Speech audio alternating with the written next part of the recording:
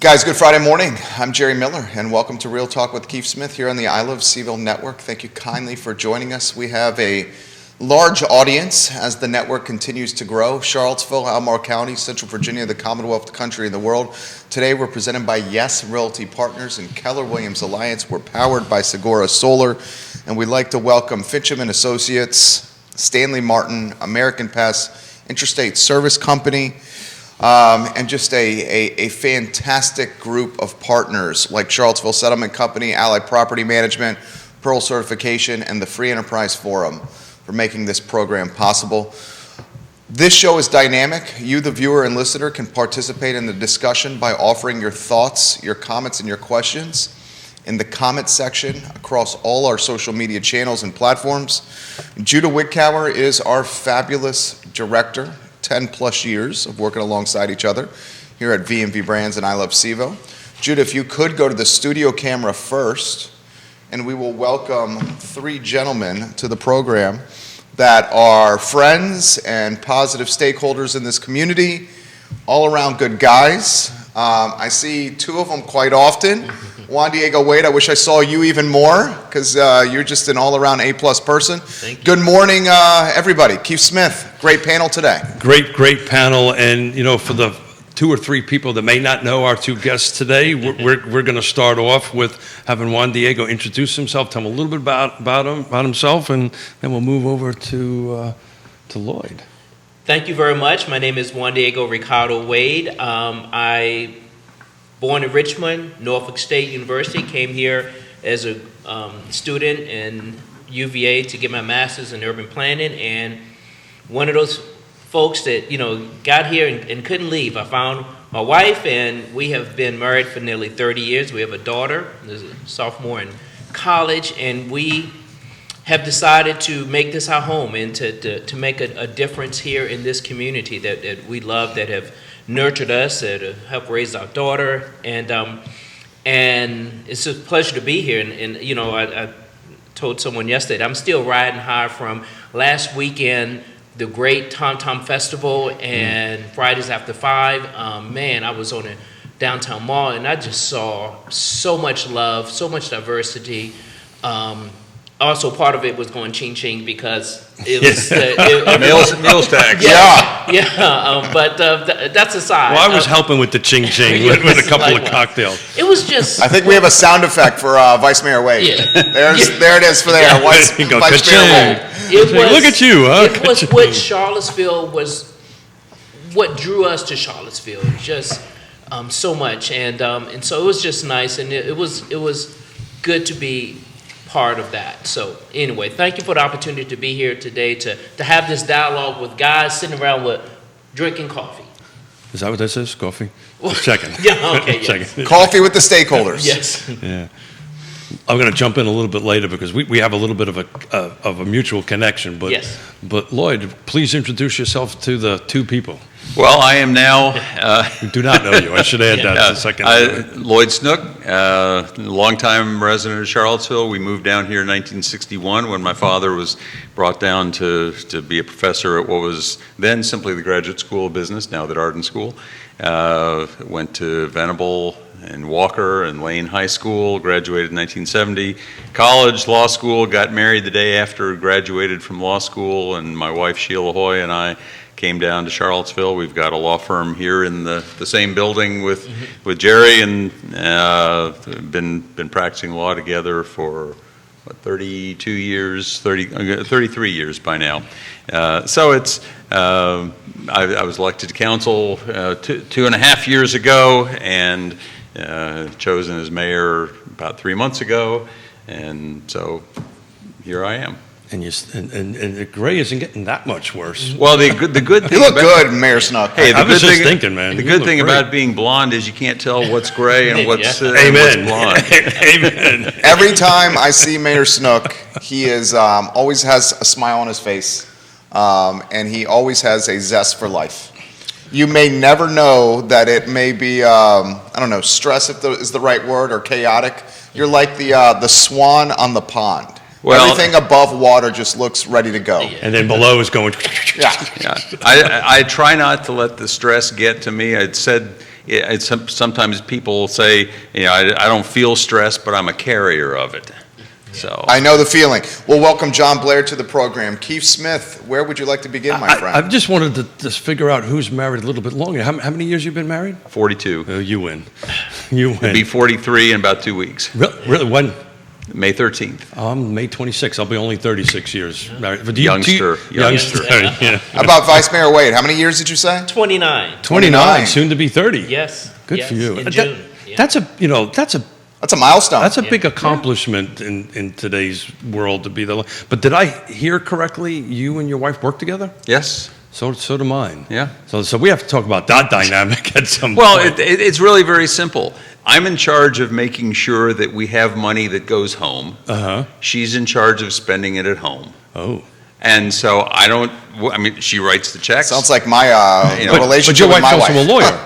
Sorry, she's also a lawyer. And we also don't, although we practice together in the sense that we're in the same office, I don't work on her cases, she doesn't work on my cases. We can trade ideas back and forth, but we don't work together. And I see them often. Their paths during the day, because I'm watching you guys here and over here, your paths during the day don't cross that often. No. You know? So they're not, it's kind of like you and Yonna. That's what I was about to say. It's like Yonna and I, Yeah. right? We work together, been married for 36 years. We work together every day for 36 years. But much like yourself, I do my thing, she does her thing. And sometimes we'll always start off, I don't know if you guys do this, but we're early risers. I think you tend to work late. Yeah. If I remember he's a seeing night owl. some posts. But we'll get together at 5:30 in the morning and get our day together and so forth and so on. We occasionally make a concerted effort to go have lunch together, but most of the time, most days, we're going different directions too many times. Well, that takes not only to be married as many years as you have been, but to work together, and I know this personally, that takes a little extra special couple to We make. get along pretty well. They as long as you do everything she tells you to do, right? At least in my world, that's what it is. So, Juandiego, what does I don't think I've ever asked you what your better half does. My wife, Claudette Grant, she does outreach for UVA Cancer Center. Oh, wow. And so she loves doing that, working with community to let them know about research, let them know about the different services, and really works well because if you think I'm popular and know a lot of people in the community, she has a lot of connections and relationships as well. Well, I've heard of something about a power couple, but we'll leave that one. We'll leave that.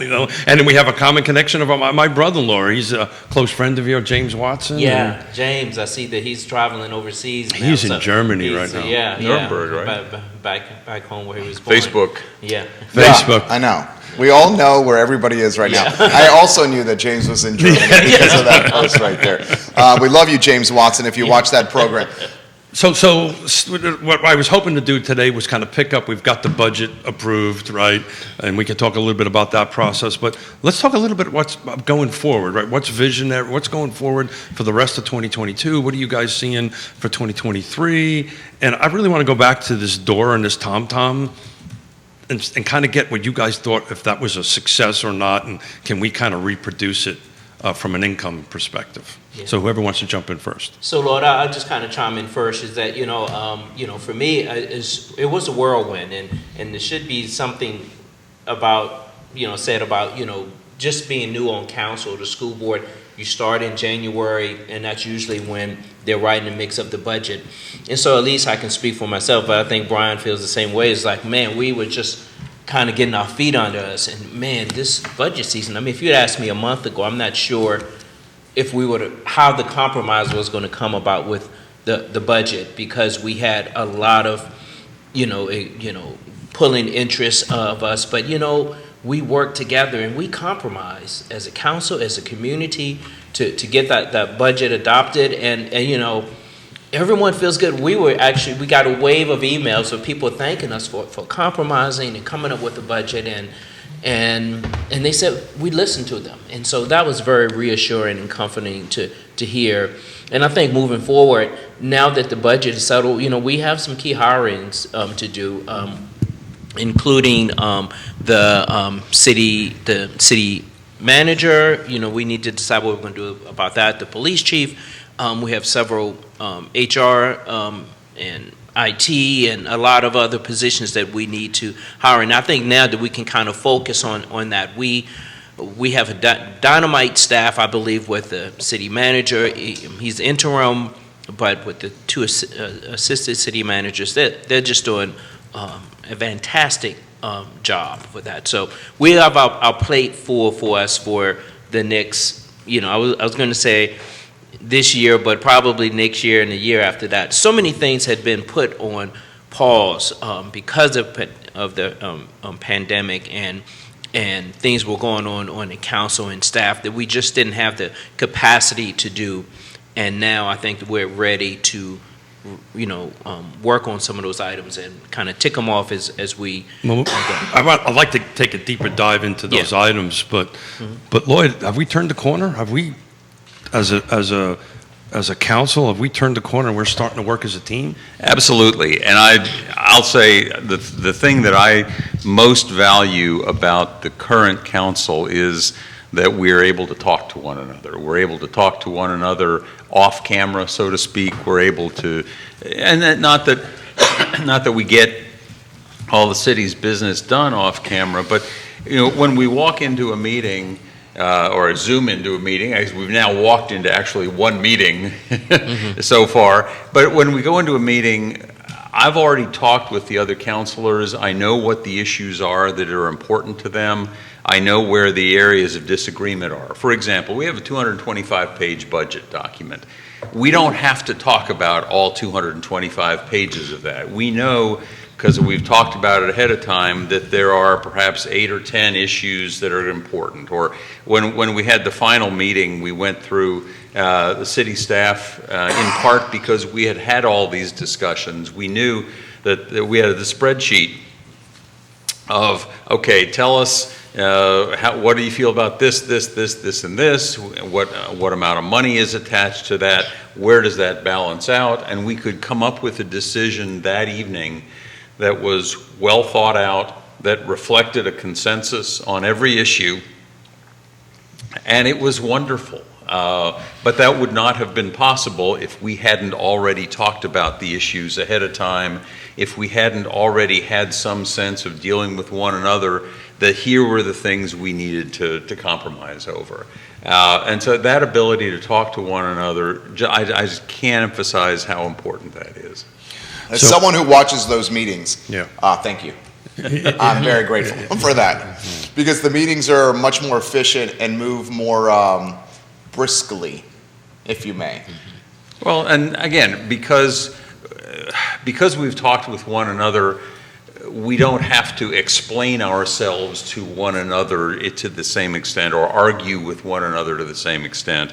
And we already know. I mean, I know, for example, if we're going to be talking about what the real estate tax rate was, I've already made my point about that in prior meetings. I already know I'm going to lose 4-1, so I'm not going to spend a lot of time with a big passionate discussion of the issue, and so we can move on. So, just to play off of Juandiego's comment, I've been around this world for 3.5 decades in different jurisdictions, not necessarily sitting on your side of the dais, though I tried. My Yankee accent would not allow it in the district I'm in, but we tried on it in 2009. But I tell folks who are running or get elected, it's a fire hose when you come on in, and it's to Lloyd's point, this budget conversation really started months before the vote. Yes. Right? There's these work sessions. It takes a substantial amount of time. So talk a little bit, Juandiego, about the time and the commitment and the meetings. Because what I don't want folks to think is well, we kind of cut a deal behind the things and walked in. There was a lot of work and stuff brought up into that point. Yeah, we have several work sessions, and they usually focus on a particular thing, whether it's CIP or nonprofits, and so we do that. And for me, maybe it'll die down some for it's 22 hours a week for me right now, dealing with council, with the reading, the meetings, and so it is a commitment. Excuse me, does that include like this time, right? That's just actual work. Yeah, it's including like if I'm meeting with community members. Got it. For me, it's all part of being on the council, and That's impressive. You got it to 22? yeah. I mean, 22 hours a week. Yes, I have to tell you, that's pretty efficient. That's well done. Well, and to me, hopefully it'll slow down some now that we adopted the budget, and that as you know, and it was similar to me when I first got on the school board. I felt like I didn't know a lot, so I had to do a lot more reading and things. But as I got more familiar with the school board, I didn't have to spend as much time doing the background, and hopefully that will be the same for council. I counsel folks who are going to go on elected officials or go for that. You're looking for between 20 and 40 hours a week. I don't know how much time you, as chairman, as mayor. I would love to know that. You probably spend a little bit more time than that. I joke that I spend 40 hours a week practicing law, 40 hours a week being mayor, 40 hours a week sleeping, 40 hours a week trying to remember who my wife is, and that leaves me 8 hours for carousing. Yeah. So I am a Marine, so I was having a hard time following that, man. Don't have enough fingers. I'm going to take the shoes off and start using toes. But, there are a couple things going on here. One is, as mayor, it was very easy when I was on council, knowing that if I didn't want to say something about an issue, I didn't have to. I didn't have to really get into the nitty-gritty of things. As mayor, I know that I'm going to be in a position where I might have to. I try to resist the temptation, but I might have to. And so I go into the meeting trying to know as much about every page of the 200-page packet that we get. And I will spend typically Sunday night until way late trying to, because I hate, this is the same as a lawyer, I hate going into something unprepared. Sure. And so I will try very hard to be fully prepared. The other piece, I figured out at one point that in the 6 weeks before we adopted the budget, from about March 1st on, I had 91 hours during that 6 weeks of meetings. Wow. Mm-hmm. Not talking about preparation time, and they weren't all on the budget, but they were things like, some of the other organizations that I'm on, the Regional Transit Authority, Regional Transit Partnership, Regional Housing Partnership, and so on. 15 hours a week of budget meetings? No, not of budget, but of council meetings. Okay. And I'm hoping that will slack off a bit. But one of the things that I think will happen now that the budget season is over is that we will begin to start working on some of the things that have been put off for a long time. I think this is going to be somewhat complicated once in-persons really meetings start ramping up. Right. The great thing about Zoom meetings was I could be on one Zoom meeting until 4 o'clock. And then in 30 seconds be over to another Zoom meeting. Yeah. Whereas, if we get into the real world, the meeting that was from 2 to 4 might have been at the Rivanna Water and Sewer Authority, exactly right. And the meeting from 4 to 6 might be downtown Charlottesville, and I didn't have to go anywhere. I could just go click and change from one Zoom meeting to the next. And you may or may not have pants on at the time. I think he always had pants on. I always like seeing their backdrops. Yeah. His were often in his law office. Yeah. Their backdrop. I tried to make sure that I had pants. One of the things, there was a meeting back in July of 2020 when I was actually on vacation at the time. I was in a condo overlooking the golf course at Bryce Resort, and this meeting that started at 4 o'clock in the afternoon went till 2:30 in the morning. Good Lord. And finally, about 1 o'clock, my wife said, "I'm going to bed." And she came over, not thinking about the fact that I was on camera, and she came over and gave me a kiss on the top of my head. And people love that stuff, though. Anyway. It humanizes you. Yeah, and it was a very human moment. Yeah. And that kind of thing happened. So we try to avoid that. And of course, every now and then you get the problem of you forgot to mute, or you unmuted accidentally, and anyway, but. So Juandiego, when do you think the city council will go back to in-person, a full in-person? Well, of course, our last meeting did it. was hybrid. And you know what? I don't think we've talked about this as a council, kind of permanently, but I think that I like the hybrid because I think some people have gotten used to, I don't have to get a babysitter. I don't have to make other arrangements. I can, chime in when the time is that I've been allotted or doing certain things. They know that they've done it for the last 2 or 3 years, and they know that they're going to get an opportunity, and more importantly, that we hear them, and that and so we're going to, the council, it wasn't heavy advertisement before, but we had 23 seats open, and maybe half of them were filled up, and so it may not always be that way, but I think people like this way so far. But we haven't done a survey. That's just kind of my gut feeling on it. So Well, the industry as a whole, businesses as a whole, are I think migrating towards this hybrid scenario. But the point that I was making is talking about the 22 hours, right? Yeah. You're still bouncing from Zoom to Zoom at this point. I think that number is going to climb a little bit once you start. So a lot of that certainly there are meetings that I have with the different committees and things that I'm on, but a lot of my time now is meeting with constituents that have really kind of been on the sidelines for the last 2 or 3 years because of what has been happening in City Hall. And they're like, okay, I feel like I can now get re-engaged with City Hall and City Council.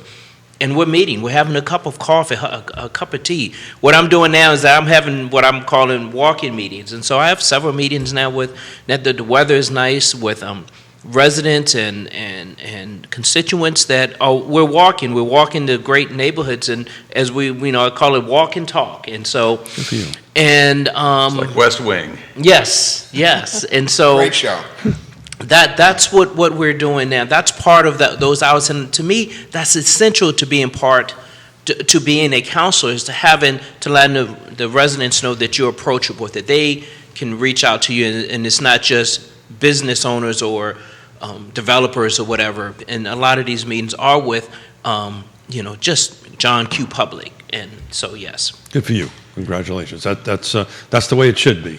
Yeah, and I say I'm also seeing a real increase in the number of meetings or occasions to meet with constituents just in the last couple of days. I mean, tomorrow, for example, I've got 2 different gigs. One, Habitat for Humanity at Lachlan Hill, their official dedication. I'm also speaking to a bunch of Little Leaguers later on in the day. This week we had a meeting for the Friends of Downtown Charlottesville. I was at a Chamber of Commerce meeting yesterday for the Defense Affairs Committee.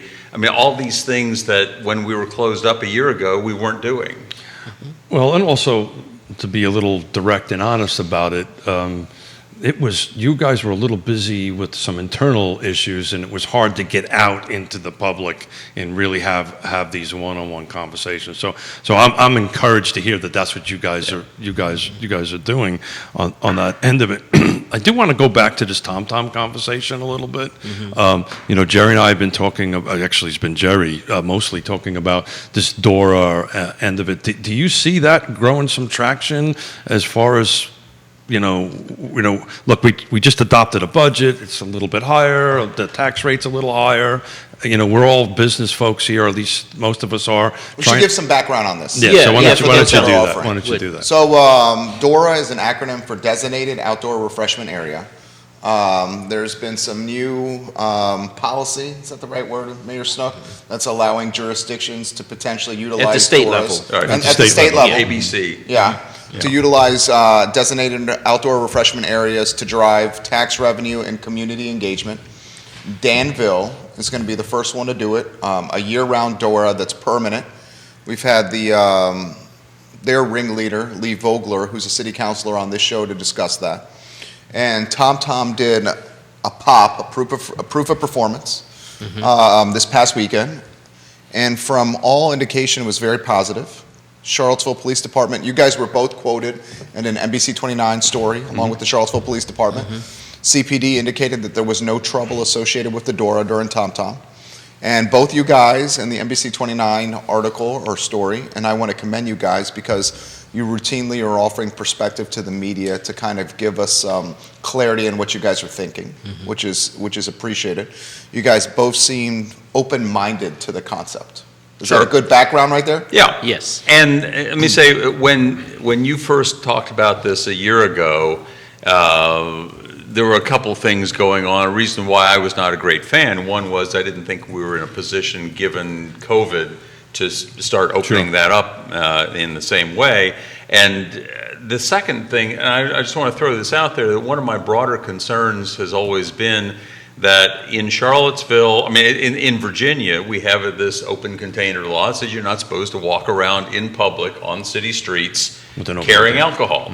And so I remember one judge, Judge Steve Helvin, saying when he was being asked to find somebody guilty of violation of the open container law, I said, how am I supposed to justify putting this person, giving this person a fine? It wasn't really a jailable offense, but giving this person a fine and prosecuting when we're doing that every week at Fridays after 5, we're doing it downtown. How do we justify this? And so I think there's a real concern that we make sure that our messages are not conflicting. Sure. And we figure out what exactly we want the message to be. If the message is going to be, it's fine in this limited area, that's fine. If we want the message to be, doesn't matter, whatever goes, goes, that's not the message we want. So the proposal and the plan that was implemented here, first of all, did not require any action from City Council. City Council did not weigh in on it at all. And it's fine with me that it was able to be done at an administrative level, and that's great. Frankly, it makes more sense for it to be done at an administrative level than for council to get involved with every step of the way. Well, the process would just take forever to get right, and there's no reason to be doing that. So my thought of it all, first of all, of course, this past weekend we had Tom Tom going on, we had the Dogwood Festival, we had Fridays After 5. It was a gorgeous night. Beautiful weather. You couldn't ask for a better night to do it. And I went downtown onto the mall about 5 o'clock, and it took me an hour to walk down and back. Wasn't that awesome? Well, and that's also because the dude has high profile. He's a very recognizable guy. That was the reason why. Yeah. Well, but the point is, there were lots of folks down there who wanted to talk, who wanted to. They were so glad to be out.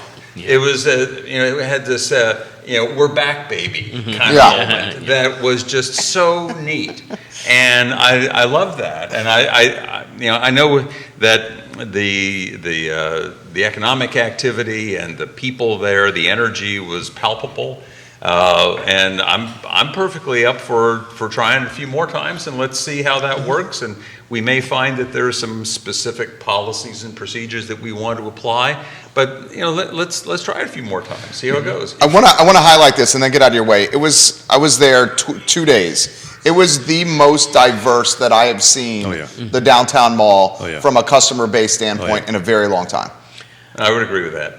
Yeah, likewise, and I think we just heard Lloyd said a new slogan for the city. We're back. I kind of like that. I kind of. Wow, that was funny. Yeah. So likewise, I mean, as you're going down the mall, you just saw just a whole spectrum of what this city, what this community has to offer, and that we can do this. And I agree with Lloyd is that we can try it a few more times. I want to see more about the social equity aspect of this, but I think that that's something that we can and we are addressing in this city. I think that, we can, last weekend prove ideally what it could be. And we got an email, city councilor, we got a wave of emails of support, but one in particular, and this is public information from the owner of Fitzroy. And he's Rich. I forgot the name, but I'm pretty. I think it's Rich. Yeah. He said that this was the most successful weekend ever, not just pre or post pandemic, but ever, and that so he was just lauding how successful it was. And I think that was one of the areas where I saw a long line of people, So I can speak to that because I was on that line. But to Lloyd's point and to everybody's point here, we're all personable folks. We all love to talk to people, right? This is what we do. It was great. We met people from all over the area, local folks, and we had a chat. My wife and I had a chat for the half an hour, 45 minutes we were on the line. Did not realize that we were on the line that long. Yeah. And just had enough time. The good news is they didn't run out of gin, so that was the good news. My favorite moment last week, I'm walking down the mall, and I walk past this woman, and I hear behind me, "Are you who I think you are?" You put that on Facebook. That's right. Yeah.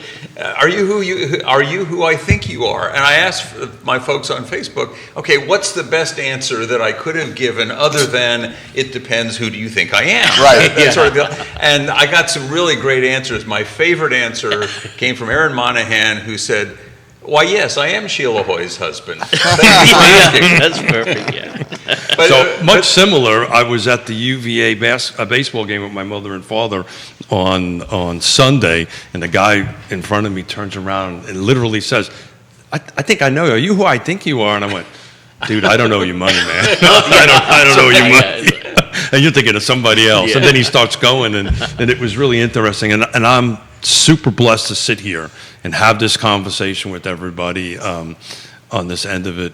But he goes, "Oh, I see with your family," and I go, "Yeah, we're trying to enjoy the game and all this stuff." Well, I know you're trying to do that, but how's the real estate market? And then my mother taps me and says, "You need to talk to him." "Yes, Mom." Yeah. and that's what I did. Yeah. Well, let me throw this to you guys. Do you see the DORA as something that would be spearheaded by the city or by a nonprofit in conjunction with the city? I mean, who would be the leader here? Is this where we're seeing potentially Friends of CVille headed in this direction? I mean, ABC licenses could be correlated with nonprofits, as we know. How do you see this working out? Yeah, so that's, I had that on my paper, like who would be responsible for this? And so I have a bigger vision of what the downtown mall could be, and that part of it could be the new Friends of Charlottesville, is that, we can have some enhanced programs and like cleaning up and things like that that we can do on the downtown mall in the corner and other places like that. But who will be responsible for that? And I think it can be done. I don't want to get too bureaucratic about this, but we have to have these things in place so that just in case things happen, and have these procedures and things in place. Well, you need to do that just for the flow of revenue. Right. Ultimately, the goal here is to be some incremental revenue for the city, right? I mean, we get tax base, meals tax, but we raised our taxes a little bit. We have to try to figure out how to get some of that money. Yes, Keith, I agree with you. That is a big part of it, the financial part of it. But for me, it's just more so is that this should be an aspect of living in Charlottesville. That social aspect of it. Certainly, potentially we could benefit financially as a city, but if that's something that you value as a resident or part of Charlottesville or part of this community, then that is much more valuable to me as a counselor than the I don't know exactly the percentage of tax that we would get from that, but yes. You're talking quality of life, and people don't know this. The downtown mall is a public park.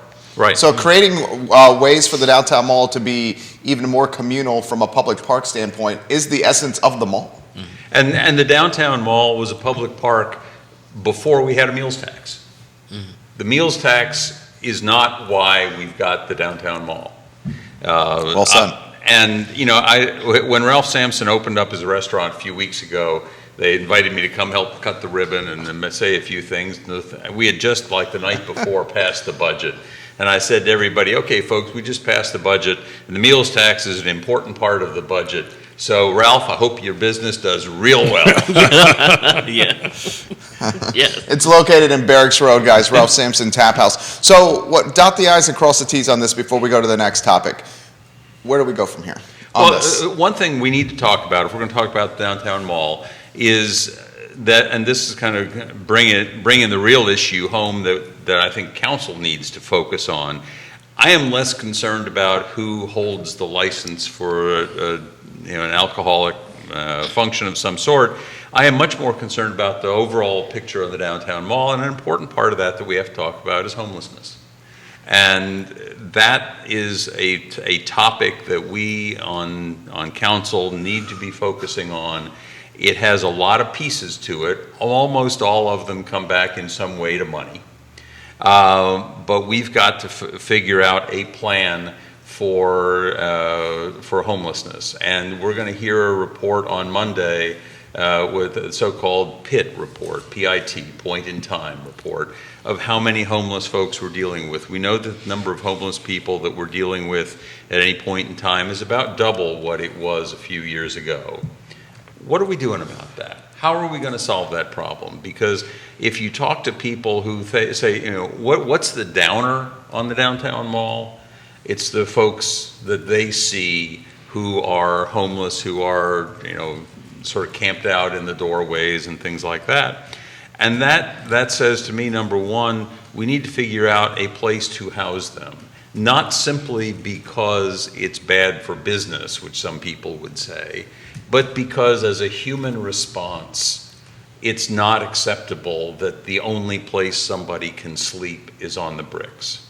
And that's an issue that we've got to confront at the council level, and it's going to take some money to do it, and it's going to take some planning to do it, and we're going to get started on that on Monday night. Good job. Good for you. To quote my dear friend Anthony. How did I know you were going to say that? We've been spending How did I know way you were too gonna much say time that? together. To quote my dear friend Anthony Harrow with T-Jack, Thomas Jefferson Homeless Coalition, if I think I got that acronym. Area right. Coalition. Area Co. Thank you. I Yeah. missed the A on that end. And homelessness is easy to fix. Just put them in homes, right? Then they're not homeless anymore. Right. To Yeah. put the folks in homes. Now, of course, that's oversimplifying it, but. Gentlemen, this is a real estate show, right? So, Yeah. So, on that topic, And there's a lot of questions coming in too. okay. for Well, these then guys. let's tackle the questions while I go ahead and double check my numbers here on that stuff. Okay, so this is from Lee Elberson. He's the CEO of Claiborne. He's one of the board members of the Community Investment Collaborative. Yes. All around great guy. Loves both you guys. Yes. He says, question for the council members. Have they done any contingency planning for a potential upcoming recession? Historically, we can expect a stagnation of the budget during a recession, at least from looking at the data presented here. And then he shares a link from the charlottesville.org website. This is from LinkedIn. Charlottesville.gov. Yes, sir. Yeah. Charlottesville.gov. So that's the question. I think we got just a little background that I'll get out of your way. Inflation's out of control. Supply chain issues continue to be a problem. Every client we have on our roster, just like you have clients, we have clients here, is complaining about labor shortages. Mm-hmm. Gasoline prices still haven't really gone down since they escalated. We obviously have this Ukrainian-Russian war that could be sending the entire globe into potential economic retraction. What is the contingency plan for a recession? Well, the simplest answer is no, we haven't made a formal contingency plan. But what we do is continue to budget conservatively. For example, we reasonably anticipate that we reasonably anticipate that in December we will learn that we will have had a surplus of. We've budgeted for $12 million. It's probably going to be more like $14 million surplus. We haven't spent it all. We're adding to the contingency fund in the capital plan, in large part to make sure that we'll be able to build the new school, the new Buford. Best expectations are that next year we will have a similar increase in real estate assessments, partly because the city only reassesses half of the city each year. Yeah. And so we've got half of the city that didn't get the overall market reconsideration this past year that we'll get it this coming And the year. first half will be left alone. The first right? half will be left alone, and at this point, we haven't seen many signs that the real estate housing. No, it's not improvement is- slowing We're down. going to talk about that in a few So, minutes. so odds are pretty good, I think, that we will have adequate revenues certainly for the coming year. And the reality is that what we've seen in years past is that when the rest of the country is getting influenza, Charlottesville gets a mild cold. Because the University of Virginia I'm gonna is steal that from you. Insulates us, yeah. the University of Virginia is still the source of stability in this market. The second source of stability is the medical industry, and we're not getting any younger. So that's going to continue too. I'm not going to say we're recession-proof. We're insulated. But we're largely insulated. So Yeah. I'm not too worried about it at that level. The intensity of the recession, because Lee's right, it's coming. Yeah. Right. And it'll affect certain industries That's much exactly more right. than it will affect the city. Well, it will and it won't. It depends on will folks be able to pay their tax bills or not, right? You can have an assessment on it, but if all of a sudden, if there's a huge retraction in income, excuse me, in salaries, that could impact it, pardon me, Yeah. on that end of it. But, does the city quarterly or every 6 months take a look at the budget, take a look how we're doing, right, versus revenue coming in like a normal business would do? Yeah, we get, I'm finding this out already. We get kind of updates on where we stand with our budget, and so I assume that's going to continue happening throughout. Well, and in fact, one of the things that our interim city manager, Michael Rogers, has really taken to heart is the idea that we ought to be getting at least quarterly, if not more often, these kinds of reports. Now, the fact is that our expenditure side is pretty stable, but we're at least getting quarterly reports on tax revenues, as we did throughout the COVID Sure. experience, and that will continue. Now, I'll say one thing, and just to touch on something that's been kind of a complaint of mine for a long time. The city code provides that city council is supposed to have a finance committee. It's supposed to be 3 members. We've never had a finance committee, and I don't know that anybody in city government has ever been around when we've had a finance committee, though it's been in a code for 30, 40 years. So is that committee consist of counselors or folks outside of that? Well, there's a finance committee on which 3 members of council are supposed to sit. Now, we can't actually have 3 because it would then Be a meeting. It'd be a meeting. Maybe we could have 2, but I do think that we need to institutionalize that kind of review by council. For sure. Fortunately, our staff, on our budget side, has been really good. I mean, the budget team and the revenue projection team, Todd Divers and Jason Vandiver and Chrissy Hamill and the city manager's office and so on, they did an outstanding job during COVID in making sure that we were not surprised by the downturn in tax revenues of various sorts. I also have to say that Charlottesville, like virtually every other entity, every other government, was greatly protected by things like PPP for its, the loan practices for local businesses so that people could continue to pay their salaries to keep people on staff. There was an awful lot of money that came from the federal government through PPP loans, through the ARP funds, through the CARES Act funds and things like that I don't see right now that it's reasonable to think we would get from the federal government, because I don't think they could agree on whether to tie their shoes at the moment. That's why I use slip-ons. Yeah. So we have to be conscious of the fact that money source isn't going to be there next time we have a recession. So the bottom line is, I think that the residents can rest assured that nothing is going to sneak up on us as far as we have our kind of the spider senses on with these type of things. Remember what happened 10, 12 years ago during the last kind of housing bubble Don't burst type remind of thing. Okay.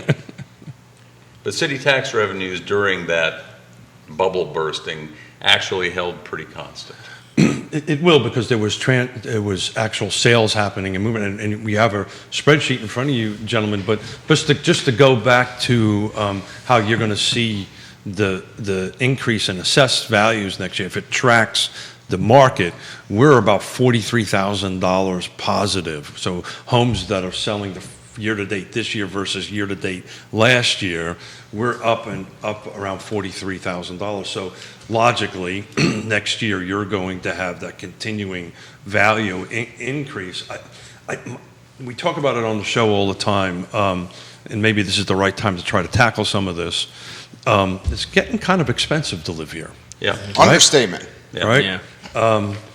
2011, last time that there was a 5+% 30-year mortgage rate, the median sales price, these are median numbers, was around $222,000 in 2000, $250,000 in 2011 versus the first quarter year to date of this time right now of 429, right? So that's almost double, right, in value in it.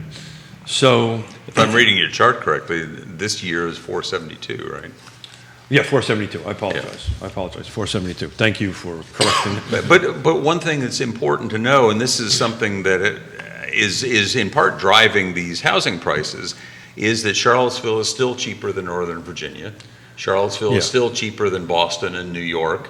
And so we're getting folks moving down here who think, Zoomtown. yeah, $500,000, no Lloyd, problem. I hate to disagree with you. I'm in this world, and I'm starting to hear now, I didn't expect it to be that expensive. But it's still lower. It's to his lower. point. It's lower. Still lower. They thought they would have more cash to go.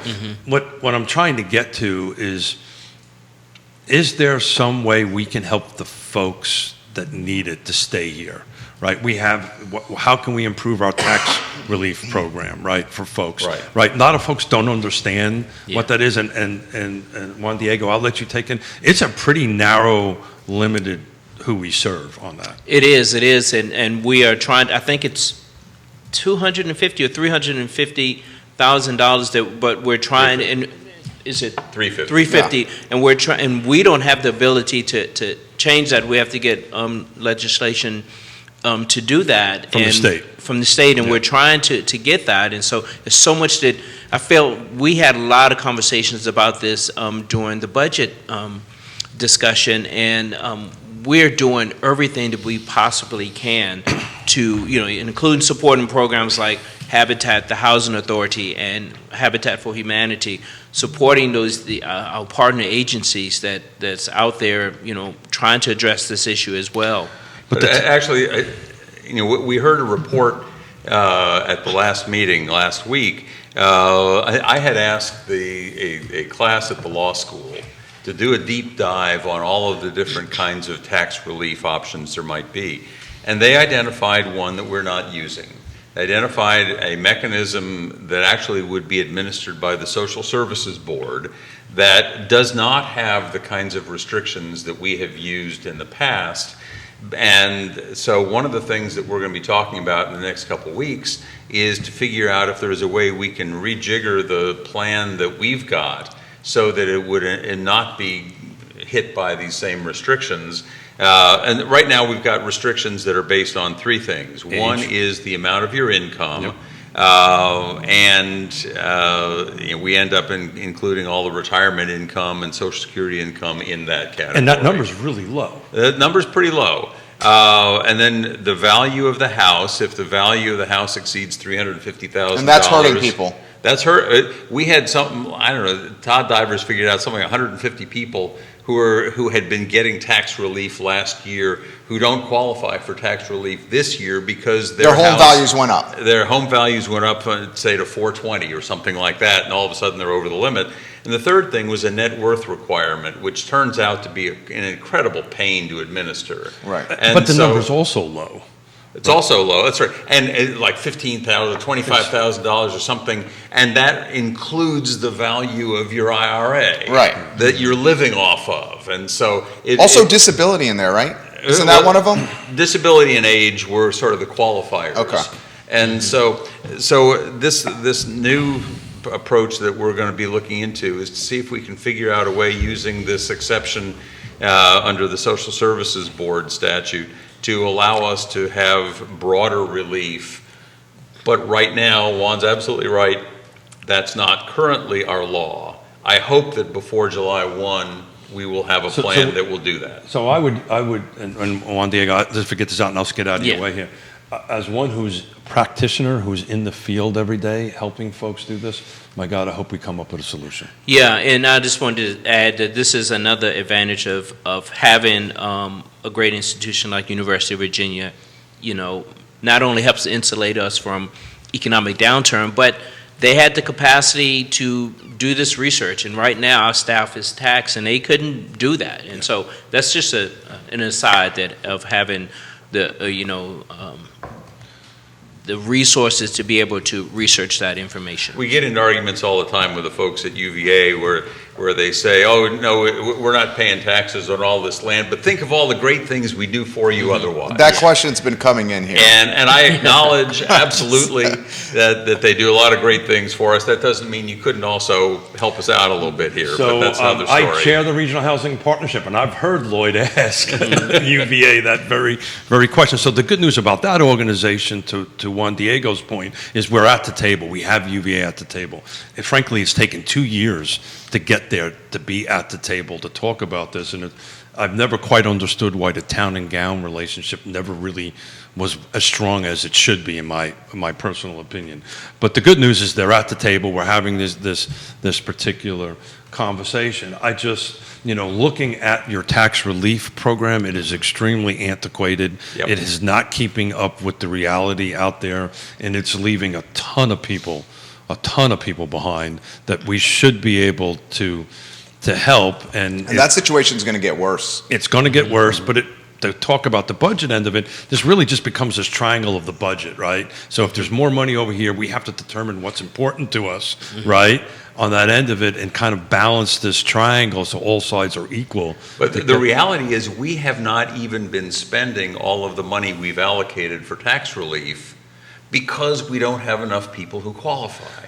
And so we've got to change the qualification requirements under this other statute. The notification period is only a month, right? You have like by the time you get your tax bill and have to go in, I believe it's March 1, something like that would be helpful, expanding the timeline. Well, I don't think a lot of people even know about it. Well, that's why we're driving awareness for it. That's why we're is the first step. That's part of what was on my chat list, and we've been talking about this regularly. I recall Councilor Sina McGill asking about that, the notification of it, and that is something that we need to do a better job of, and staff said that there is a way that they could identify those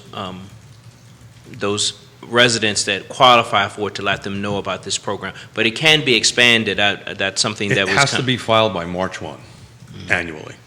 So when there have already been proposals that Todd Divers is working on, trying to streamline the process, because we've actually had 2 or 3 different programs, and we wanted at least 2 of them for property owners that he wanted to try to merge, but the different rules were getting in the way. I'm hopeful that one of the things we can do, if we use this Social Services Board exception of a way to reformulate the program, is to make it easier to administer, better timeline for it all, and extend it to more people. Simple awareness of it. One of the reasons why I'm bringing the topic up is this is a great time to have it, because you kind of want to have that, whatever you're going to do, in place long before your budget discussions start, which kind of seems to be creeping year over year closer to the middle of the summer, right? Well, and this gets to one of my standard complaints about the way we've done things over the last couple of years, is that we get people who bring us great ideas in March. Yeah. I don't want an idea in March where I've got to put together a program in 2 weeks to be able to pass the budget. Yeah. Bring me that idea in August so we can build it into the budget so that we've got the program figured out. We have an idea what it's going to cost. We have an idea of who we would need to hire. But get these ideas out there in August, September, October, not February and March. So, Juandiego, one of the reasons I want to have this conversation is for that very, very reason. From a rezoning perspective, which is some of the consulting work that I do, I tell clients exactly what you just said. Mm-hmm. If you want to submit something, don't do it in January 1, don't do it in February, do it in the middle of the summer where you can get the attention. Mm-hmm. So we have a pretty short window between today and really trying to get some really decent programs like tax relief, and at some point I'm going to have to tout the land trust because I'm the chairperson. Yeah. I'm going to have to do that. It's a great program. On that end of it. Yeah. On the end of it. So thank you for sharing that. Any jumping in on that? So, as far as Trying to. the timing, Yeah, the timing. yeah. So I think that we want to start getting the city council ducks back in a row, so that if someone submits a proposal or something on a certain day, that they have some certainty when they're going to get an answer. And in the past, they didn't have that certainty. It could go in and you didn't know when you would get it back. And that was one of the things that I heard constantly during the year that I was on kind of campaigning, is that City Hall was not responding to the residents and to business owners. And that is something that we have already seen that has been kind of changing. And so even if you have a development or proposal or a request for a sidewalk, you should be able to submit it in January or February, if that's what you need to do, and not necessarily, and we should be able to process that as a local government, and you still should be able to operate. Well, I use the term turning red tape into green tape on a regular basis, but in fairness, you're also not quite staffed up yet. Yeah, Right. short staff, big time. They don't have city manager. We got to talk about the city manager here. We got to talk police chief. We got some pressing things to talk about. Yeah. But before we get off this topic, how about the pilot program with UVA, payment in lieu of taxes? Is there any traction at all with that, or is that a pipe dream? First of all, there's no statutory authority for it. But here's the approach that I would rather take. Okay. That is that in the 1980s, we worked out an agreement between the city and the county and the university that said that the university would stop buying property and holding it in the name of the university because that took it off the tax rolls. I did it just this past weekend. I went through and I made a list. There are about 40 different parcels that the university has bought, and that they were putting it all in the name of the Real Estate Foundation, which is still a taxable entity. But there are about 40 that they have bought now, most of them transfers from the Real Estate Foundation to the university, that is costing the city roughly $700,000 a year in tax revenue, even if you're only basing it on the value of the property at the time it was transferred. So if they built the new hospital on this land that was transferred to a non-taxable entity, we're not looking at taxes based on the value of the hospital. We're looking at the taxes that were on the basis of the vacant land that was there in 1992 or whenever it was. And so that's about $700,000 a year in taxes that we're not getting. And that's conservative. That's the most conservative way to look yeah. at it possible. Even if you just sort of looked at, okay, what would that value be if you inflated it by the normal inflation that would be applicable? Okay, maybe now you're looking at $1.5 million that we're losing. There is another $30 to $40 million worth of land that is presently owned by the Real Estate Foundation that we could reasonably expect over the next decade or so is also going to get converted if the present pattern continues. That's a real problem for us. And number one, it's a problem because it's going against the agreement that the university made with us back in the 1980s. Number two, completely aside from that, that's revenue that we're being denied that let's face it, the university continues to be something of a burden to us in terms of police and presence and fire and all these other things, some of which they contribute to, but they don't contribute the full amount.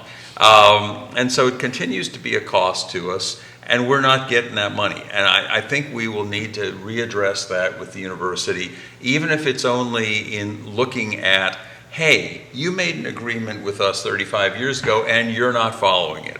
And you haven't been following it really. I mean, for about 5 years they followed it seems. And that's about it. And we need to talk about that. We need to talk about it openly. If you want to think about that as payment in lieu of taxes, that's fine. That at least we've got a contractual authority for it, even if we don't have a statutory authority for it. You're getting amens on the feed here from Dan Pettit, from Kevin Yancey, from Grayson, from a lot of people. Dan Pettit says, thank you for speaking at our Easter service. Oh, yeah, that was Juandiego Wade. Yeah.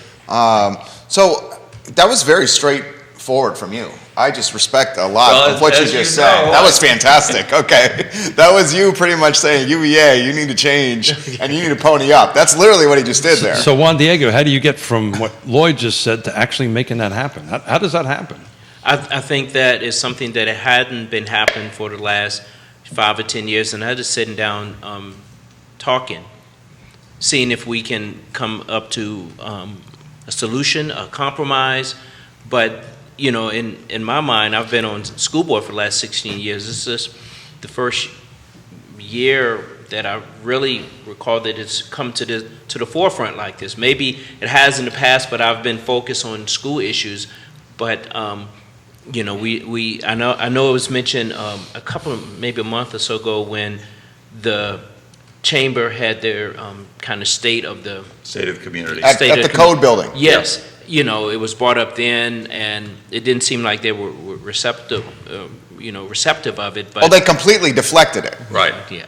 Well, and I had this conversation about the 1985 or 86 agreement with some senior staff at UVA, and they said, "What agreement?" Yeah. They didn't, as though they didn't know about it. Maybe they didn't know about it because they're newer too, and we need to refresh their recollection. But one of the places that I think we may be able to find some common ground on it, rather than getting stuck on the payment in lieu of taxes, hey, there's no authority for, let's talk about something that we can agree on as a common interest. And that's the state of West Main Street.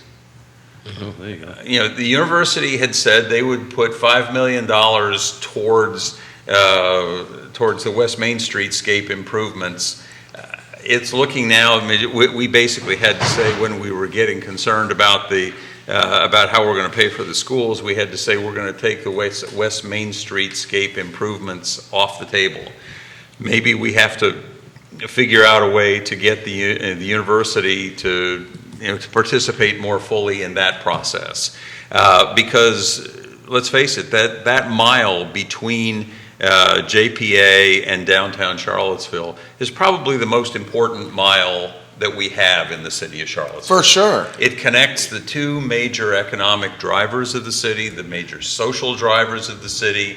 It's part of the entrance to the university, and to come through the area that is poorly maintained, that is not well planned out, ought to be something of profound interest to the university, as well as, frankly, to the city. And I'm hoping that if we can get through current financial difficulties, that we may find a way to revisit that streetscape improvement with more participation from the university. Right, excuse me, Lloyd, and I just want to add on to that, and that mile has become even more important. When I was a student in the late 80s, it almost seemed like it was a different world from the university and the downtown mall.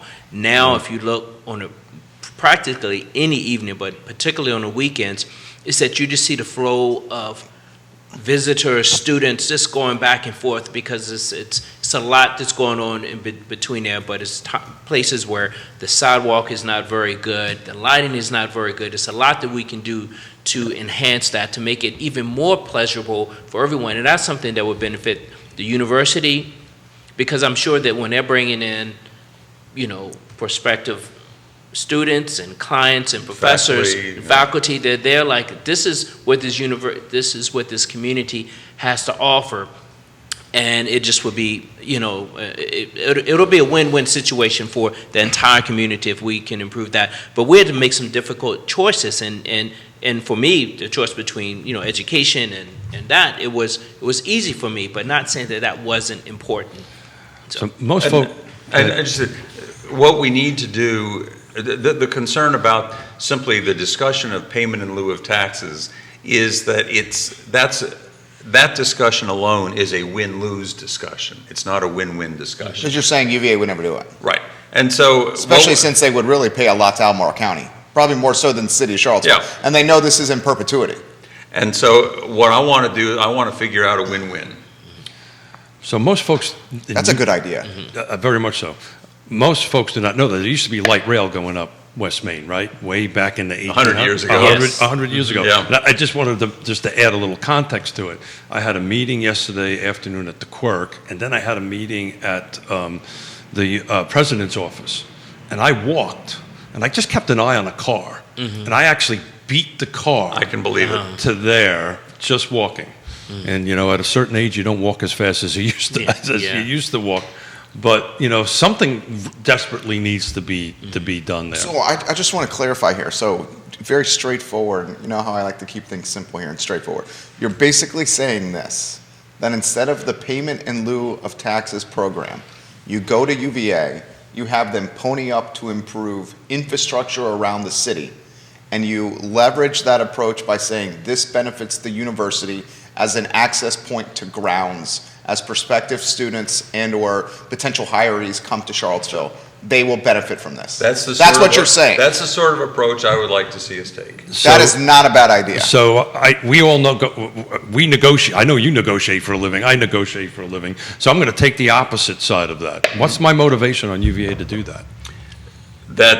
Makes grounds look better. I'm already got it. Already got 20 more students coming. Well, let me give you an example. The university has bought through the Real Estate Foundation or has under contract the entire area between the city limits and Emmett Street on University Avenue on the north side, and they're buying up on the south side too. They're not actually planning on using it, but they want control of it. Sure. Because they want control of the access to the university. And so if we can say to them, we're not going to, you don't need to control all of West Main Street to be able to control what it looks like. But if you're a part of the partnership to make this work, you don't have to have the hassles of ownership. We'll take care of that piece of it, but let's make it work for everybody. And then you've got the access, the control of the access, or the control of the way people will drive in, the way that they will see what they're dealing with. So I want to be clear. I'm in favor of what you're saying, right? But I just wanted to, for the sake of a talk show, to take the opposite side of it. And as you know, I chair the Regional Housing Partnership, and the reality of it is that UVA's at the table. As the chairperson, I just wrote an agenda item for the next meeting to talk about, because, as we started the show, right, they're the heartbeat, right, Juandiego? They're the one that is keeping this going. But we have to come together. We have to do our 40-some-odd year marriage, right? And how does 40 years of marriage last? How does 36 years of marriage? We actually have a conversation about the tough issues. Yeah. Well, right? And UVA can't be truly in favor of affordable housing and equality without contributing to the coffers of the jurisdictions. There are contradictions if they don't do that. And I don't want the discussion to be the university has to do this. Sure. Yeah, so we have 3 rules on this show. Right, no divisive politics, no pointing fingers. So thank you for saying that. Yeah. No pointing fingers. But you can encourage. Well, and right. we can find ways that it suits everybody's common interests. And as I look at that stretch, if you look at, say, last year about this time, we were having angry moms calling in because their students who were fussing about the police, fussing about violence and gunshots and so on. The university continues to have a very active need to be involved in what happens in that space. So I'm on the President Ryan's Affordable Housing Community Engagement team, and I'm encouraging them to communicate with your staff. They're trying, but for some reason they just don't know how to do it. Well, I've had some very good conversations with President Ryan, with some of his staff. To be honest, the calculation that I mentioned about the $6 million, 600,000, whatever it's been in lost tax revenues, I only did that this past weekend. Okay, I was here till 4 in the morning. I guess it was probably Saturday night, working up my spreadsheet, and I think I now understand what I've done. So I'm not going to say, hey, I've presented it to UVA and they've shot me down. Sure. It's the first step in making sure that we understand from the city's perspective what we're talking about. Now I want to sit down and talk with the folks at the university to say, let's talk about how we're going to make all this stuff work. We have to have the same sort of discussion with Albemarle County. So why I love Juandiego's walk and talk thing that you do. That's literally what has to happen. You have to grab Mr. Ryan, President Ryan's hand, and let's just walk down the street and have that conversation. Yeah, and I just wanted to say that, I'm on the President's Council as well, and we're having those conversations. We're trying to figure out the best way to approach this. And that, the pilot issue has just come up there. We have committees addressing affordable houses kind of job readiness and medical. And they're trying to address that. I'm not a spokesperson for UVA, but I think that it's a good time to have these conversations with UVA. 4 or 5 years ago, I'm not so sure, but now I think that they may be more receptive to it. There are a couple of reasons for that. One is that Jim Ryan came to UVA as president after having lived in this community for a decade or more. Second, he came at a time when the rector of the Board of Visitors, Jim Murray, is a Charlottesville, Albemarle County resident of long standing. There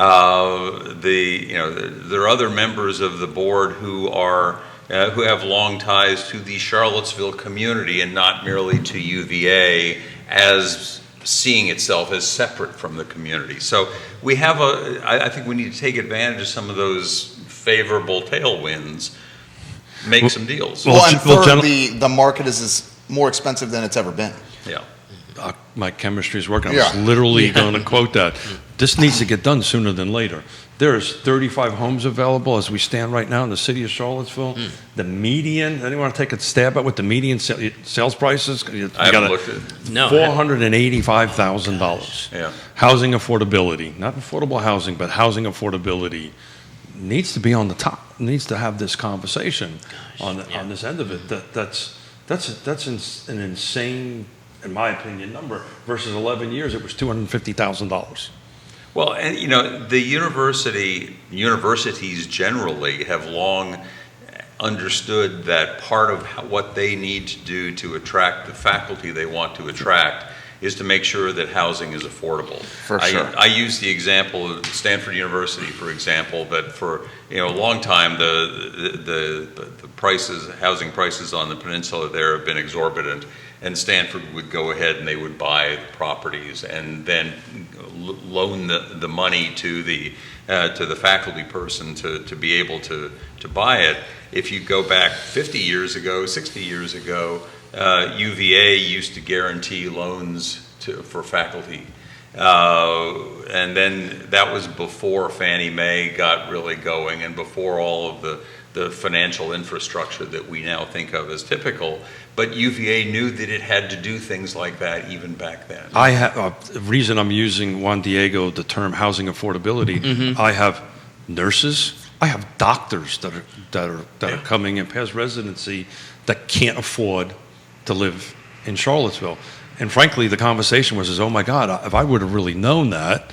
Now, somebody could just look on Realtor.com and figure that out pretty quickly. It's not difficult. But that conversation is being had. So hopefully, this conversation that you're having with the university will materialize into something. Hopefully. Why don't we do this as we're closing the show here? A couple of other topics I want to throw to you guys.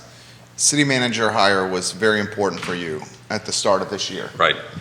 where do we stand with True. that? I think Michael Rogers has done a heck of a job. Robert Bob Group looks like they're going to have their contract extended because it's about to run out here. I've brought up on this program before, if the city manager does not get hired soon, it's going to become a talking point of 2023 elections, with 3 spots turning over potentially. The last thing, you're a sports guy, the last thing we want to do is have the quote-unquote lame duck city manager that's hired right before 3 new bodies come onto the dais potentially. I'm also going to ask you if you're going to run for re-election again on this program here. So first, the city manager. Well, okay, as far as city manager goes, the one thing I'll say, I think that bringing in Michael Rogers was just an outstanding choice. He brings both stability and experience, but also the ability to help the boat keep moving in the right direction. I mean, people who know about boating will tell you that a boat that is not moving at all is not actually stable, but that a boat that is moving is more stable, and I think that's what we're seeing. So I think that's been an excellent choice. Our original contract with him, with the Robert Bob Group, called for 6 months. He's been on the job about 2.5 months. He actually came the beginning of February. So we've got some more time on that contract. But one of the questions that we've got to discuss, and we've talked a little bit about it on council, and I think we'll be talking about it more, is what do we need first? Do we need a police chief first, or do we need a city manager first? But doesn't the city manager hire the police chief? Yeah, and one of the questions is if we're already feeling like we're pretty comfortable with where we are at the moment with the city manager, are we feeling there's a greater need to make some motion, have some motion on the police chief? I don't know. That's a discussion we need to have. Yeah, and I just want to add that Mr. Rogers has also been a great mentor to our 2 assistant city managers because of his vast experience over many years. And that's something that, I've been saying that, because we have been asked about this for the first 3 or 4 months I've been on the council. And I was like, let us get over the budget. So it's been, 2 or 3 weeks since we approved the budget. And so I think now we're starting to kind of focus on what's next, because June or July will be here before we know it. And we need to make a decision. I'm certainly happy and comfortable with Mr. Rogers and extending that, but I talked with Lloyd about this. I would like to, if we're going to do it, to extend it past the budget process so that we're not bringing someone else on. Past the budget process of next year? Yeah. Wow. So so we're not like if we hire someone December 31st or January 1st, that they're going to start right at the budget process as well. So Robert Bob Group would go into May of 2023 then? So this is, I haven't talked with anyone else about this. This is kind of my gut feeling that, that not unless we get someone else like Mr. Rogers, who has done many budgets before, of bigger budgets, and Charlottesville, even though for us, $250 million is a lot, but for him, he's done much larger budgets, and it's not as a big deal. So that's what I would like. I don't want, because I know what I had to go through just kind of coming on in January with a budget. And Charlottesville is small, but man, the politics here is, I call it big city on politics. So you have to understand. There's a lot of engagement. Yes. A lot of engagement, which is a good thing. And one thing to keep in mind, we've had each of our last 5 budgets was prepared by a different city manager. Yeah. We have never had the same city manager 2 years in a row at budget time. And so that's a factor. If we're looking for stability, that's a factor. So you're also in favor of what Vice Mayor Waite said about Robert Bob Group, May 2023? We haven't had that discussion. I mean, Juan and I talked about it on the phone this past weekend, or earlier this week, I should say. But I'm not saying I'm all in favor of May 2023. I am thinking about whether there are more things going on that require immediate action with the police department than with the rest of the city government. And I say this partly because I like Michael Rogers and the job he's been doing. I also want to give a shout out specifically to Sam Sanders and Ashley Marshall, the deputy city managers, both of whom I think are excellent. And I will tell you that one of the people who are, Robert Bob said to us, I want you to understand that you've got two budding superstars as your deputy city managers. And, Agreed. And that they are, and I also, while we're giving shout outs, I want to shout out to Chip Boyles, who hired them. Love Chip Boyles. And so, But they both turned down the interim city manager position. they both said they didn't, right, and for a lot of reasons, but. And sometimes you need a COO, right? You need that's the role that, I'll tell you. But I bring that up because if they turned it down, maybe they are not the heir apparent for city manager. Well, they turned it down when it was offered. Yeah. Okay. It's a different The world today. time is important. Okay. And When it was being discussed in December. And Okay. each day, they're learning so much more working under Mr. Rogers, and as we're moving forward, starting to address these issues that have been on the back burner before. Now they can address them in a much more orderly manner, in my opinion. So I can speak to this from my personal opinion. I'm not a city resident, so first to get that out there, but I do work in the city. My offices are in the city. This approach that you guys were taking about hiring a consultant is not unlike what a corporation would do or a business would do, right? Hey, we need to bring somebody in who's an expert on that and go ahead and do that. And I think that he has not fully righted the ship yet, right? It's turning up a little bit. Personally, I would like to see if this gentleman and the corporation and the consulting contract you have is working, right? It appears to be. I think you need to give him a little bit more time.